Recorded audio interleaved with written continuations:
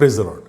આજે આપણે રોમન 8 અને 7માંથી પ્રભુનું વચન જોવાના છે. વચન આ પ્રમાણે છે, કારણ કે દૈહિક મન તે ઈશ્વર પર વેર છે, કેમ કે તે ઈશ્વરના નિયમને આધીન નથી અને થઈ શકતું પણ નથી. આમીન. આ પ્રભુનું વચન છે, રોમન 8 અને તેની 7મી કલમ. આજનો આપણો જે વિષય છે એ વિષય છે ઈશ્વર સાથેની દુશ્મનાવટ. આપણી પાસે આ જીવનમાં બે વિકલ્પો રહેલા છે. કાં તો આપણે ઈશ્વરના મિત્ર બની શકીએ છીએ અથવા આપણે ઈશ્વરના દુશ્મન બની શકીએ છીએ, અને આ બે સિવાય બીજો કોઈ પણ વિકલ્પ આપણી પાસે નથી. પવિત્ર શાસ્ત્ર બાઇબલમાં પતિત મનુષ્યોને ઈશ્વરના દુશ્મન તરીકે વર્ણવવામાં આવેલા છે, કે જે ઈશ્વરની આજ્ઞા પાળતા નથી, જે ઈશ્વરમાં રહેતા નથી, જે ઈશ્વરની પવિત્રતા પ્રમાણે પોતાના જીવન જીવતા નથી. એ વ્યક્તિઓને, એ મનુષ્યોને ઈશ્વરના દુશ્મન તરીકે વર્ણવવામાં આવેલા છે. ઈશ્વરના દુશ્મન કોણ? જો આ પ્રશ્ન આપણે પૂછીએ તો આપણા પાસે સીધો એક જવાબ છે, શૈતાન. હા, શૈતાન એ ઈશ્વરનો દુશ્મન છે જ. અને એની સાથે જો આપણે બાઇબલ તપાસીએ તો મરણ, 1 કોરિન્થી 15મો અધ્યાય 26મી કલમ કહે છે, છેલ્લો શત્રુ મરણ, આપણા જીવનનો છેલ્લો શત્રુ મરણ એ પણ ઈશ્વર, અને આપણે જોઈએ છીએ કે પ્રભુ ઈસુ ખ્રિસ્તે એને એ હરાવેલો છે, છેલ્લો શત્રુ મરણ. હવે જો આપણને એ જ્ઞાન થાય છે, તો આપણને સમજ પ્રાપ્ત થાય છે કે શૈતાન એ ઈશ્વરનો શત્રુ છે, પણ એની સાથે જો આપણે ઈશ્વરની આજ્ઞા પાળતા નથી, ઈશ્વરની આજ્ઞાઓનું ઉલ્લંઘન કરીએ છીએ, તો એ વ્યક્તિઓ, એ જીવનો પણ એ ઈશ્વરના એ દુશ્મન એ બને છે. જે ઈશ્વરની આજ્ઞાઓનું ઉલ્લંઘન કરે છે, જે ઈશ્વરની આજ્ઞા પાળતા નથી, તે ઈશ્વરના દુશ્મન છે.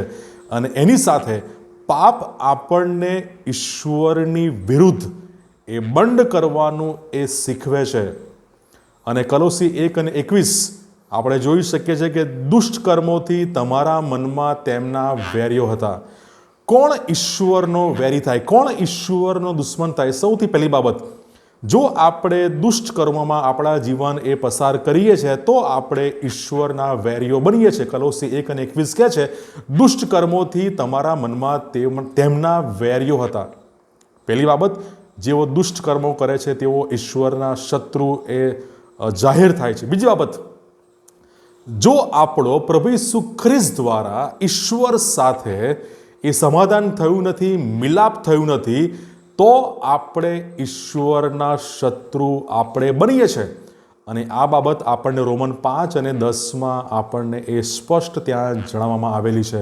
જો ઈશ્વર સાથે આપણો મિલાપ થયો નથી ખ્રિસ્ત દ્વારા, તો આપણે ઈશ્વરના શત્રુ આપણે બનીએ છીએ, ઈશ્વરના દુશ્મન આપણે બનીએ છીએ. ત્રીજી બાબત, રોમન 8 અને 7 જણાવે છે, દૈહિક મન તે ઈશ્વર પર વેર છે, કેમ કે તે ઈશ્વરના નિયમને આધીન નથી. જો આપણે આ જીવનમાં આપણું જીવન દૈહિક બાબતો પર, દૈહિક ઈચ્છાઓ દ્વારા અને આપણા શરીરની લાગણીઓ, ઈચ્છાઓને આધીન થઈને જો આપણે આપણું જીવન પસાર કરીએ છીએ, તો આપણે ઈશ્વરના દુશ્મન ઠરીએ છીએ. કારણ કે રોમન 8 અને 7 જણાવે છે, દૈહિક મન તે ઈશ્વર પર વેર છે. જો આપણે આપણી દૈહિક ઈચ્છાઓને બધા સમયે જડી નથી, એને મારી નથી, તો આપણે ઈશ્વરના વેરી સાબિત થઈએ છીએ. અને ચોથી બાબત, એફએસી 2 અને 1 કહે છે, અપરાધોમાં તથા પાપોમાં મોયેલા હતા. જો આપણે આપણા પાપ અપરાધમાં મોયેલા હતા અને ખ્રિસ્ત દ્વારા જો આપણે ઈશ્વર સાથેના સંબંધમાં આવ્યા નથી, જો આ ખ્રિસ્તે આપણને સજીવન કર્યા નથી, તો આપણે ઈશ્વરના દુશ્મન ઠરીએ છીએ. જો આપણે આપણા પાપ અપરાધમાં જો આપણા જીવનો પસાર કરીએ છીએ, એમાં જો આપણે મૃતપાય અવસ્થામાં છે, તો આપણે ઈશ્વરના દુશ્મન ઠરીએ છીએ. અને યાકૂબ 4 અધ્યાય 5મી કલમ આપણને જણાવે છે, જગતની મૈત્રી ઈશ્વર પ્રત્યે વેર છે, માટે જે જગતનો મિત્ર થવાની ઈચ્છા રાખે છે તે ઈશ્વરનો વેરી થાય છે. જો આપણી મિત્રતા જગત અને જગતની બાબતો પર, જગતના વાનાઓ પર છે, તો આપણે સીધા ઈશ્વરના દુશ્મન બનીએ છીએ. જો આપણી જીવન પદ્ધતિ, જીવનશૈલી એ જગતની સાથે ઓતપ્રોત છે, જગતમાં એ જાણે કે એ બરાબર એની સાથે જોડાયેલી છે, તો આપણે સીધે સીધા ઈશ્વરના વેરીઓ બનીએ છીએ. જગતની મૈત્રી એ ઈશ્વર પ્રત્યે એ વેર છે. જો આપણે જગતના મિત્ર થવા ચાહીએ છીએ, ઈચ્છીએ છીએ, તો આપણે ઈશ્વરના દુશ્મન બનીએ છીએ. અને એક પ્રશ્ન આપણને થાય, તો પછી સૌથી મોટો દુશ્મન કોણ? અને આપણી પાસે જવાબ તરત તૈયાર હોઈ શકે, શૈતાન. પણ ના, શૈતાન આપણો સૌથી મોટો દુશ્મન નથી.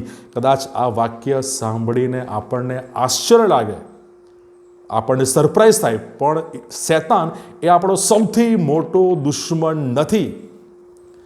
આપણો સૌથી ઘાતક, વિનાશક અને મોટામાં મોટા કોઈ દુશ્મન હોય તો એ ઈશ્વર છે. એમની સાથે કોઈ પણ રીતે દુશ્મનાવટ આપણે જો કરીએ છીએ તો આપણો નાશ એ નિશ્ચિત છે. અને આ બાબત શૈતાન પોતે પણ એ સારી પેઠે જાણે છે. અશુદ્ધ આત્મા વળગેલા માણસનો જે પ્રસંગ છે, માર્કના પહેલા અધ્યાયમાં અને 24મી કલમમાં, એ અશુદ્ધ આત્મા વળગેલો માણસ એ બૂમ પાડીને પોકારે છે, અરે ઈસુ નાઝારી, અમારે ને તમારે શું છે? શું તમે અમારો નાશ કરવા આવ્યા છો? તમે કોણ છો એવું જાણું છું. એટલે ઈશ્વરના પવિત્ર એ અશુદ્ધ આત્મા, એ શૈતાન, એને પણ ખબર છે કે એનો નાશ કરનાર એકમાત્ર, એનો સૌથી મોટો દુશ્મન એકમાત્ર એ ઈશ્વર છે. અને માથી 10મો અધ્યાય 28મી કલમ આ પ્રમાણે પવિત્ર બાઇબલ આપણને જણાવે છે, શરીરને જેવો મારી નાખે છે પણ આત્માને મારી નાખી શકતા નથી, તેઓથી બીહો નહીં. પણ એના કરતાં આત્મા તથા શરીર એ બંનેનો નાશ નરકમાં જે કરી શકે છે તેનાથી બીહો. શૈતાન એ નરકનો શાસક નથી. નરક પર એ શૈતાનને એ સત્તા અધિકાર નથી. એ તો એકમાત્ર પ્રભુ ઈસુ ખ્રિસ્તને પોતાના એમને છે. શૈતાન એ નરકનો શાસક નથી. તે અગ્નિની ખાઈમાં રહેલા લોકોમાંનો જ એક છે, જેને નરકના શાસક એટલે કે ઈશ્વર એ તેમના દ્વારા હંમેશને માટે તેને ત્યાં સજા આપવામાં આવી છે.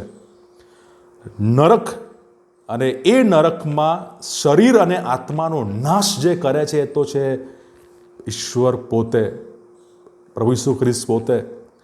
એ સૌથી ભયંકર, ડેડલી અને આપણે કહી શકીએ કે ઘાતક અને સૌથી વિનાશક દુશ્મન તો એ ઈશ્વર છે, કે જે આપણા શરીર અને આપણા આત્માને એ નરકમાં એ નાશ કરી શકે છે.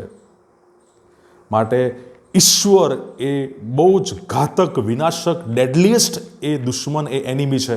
એમની સામે આપણે કોઈ પણ સંજોગોમાં ટકી શકતા નથી. એ શૈતાન, એ અશુદ્ધ આત્મા પોતે કહે છે કે શું તમે અમારો નાશ કરવા આવ્યા છો?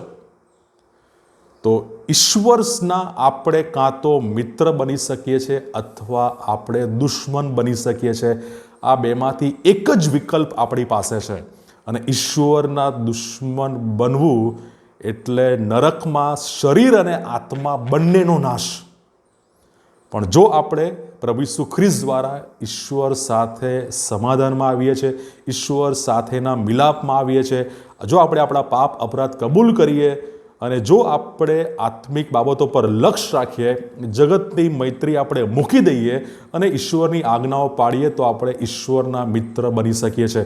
અને યાદ રાખીએ, ઈશ્વર એ સૌથી ઘાતક, ભયાનક અને એ ડેડલીએસ્ટ એ દુશ્મન છે, કે જે શરીર અને આત્મા બંનેનો નાશ એ નરકમાં કરી શકે છે. God bless you.